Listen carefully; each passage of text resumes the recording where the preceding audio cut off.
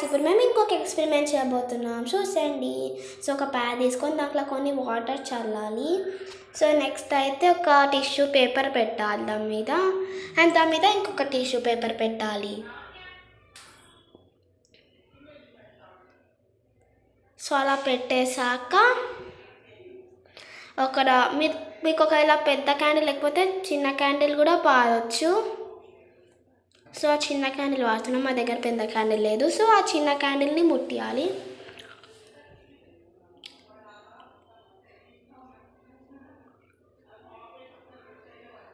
So మా బావ అయితే ముట్టించేస్తున్నారు క్యాండిల్ని. సో అది అయినాక మంచిగా అయినాక ఫాస్ట్గా టిష్యూ మీద వేసేసి ఫాస్ట్గా పెట్టాలి. కాంచ్ గ్లాస్ కావాలి, దాన్ని గట్టి కొట్టాలి. కాంచ్ గ్లాస్ని గట్టి కొట్టాలి, లేకో అప్పుడప్పుడు అది కాంచ్ గ్లాస్ వెళ్ళిపోయే ఛాన్స్ కూడా ఉండొచ్చు. సో అది ఒకవేళ జల్దీ ఆరిపోవాలి అంటే మీరు ఎక్కువ వాటర్ వేయాలి. జల్దీ ఆరిపోతే అది మంచిగా పేలనికి ఉండదు. సో అక్కడ మేమైతే గట్టిగా ఒత్తుతున్నాం.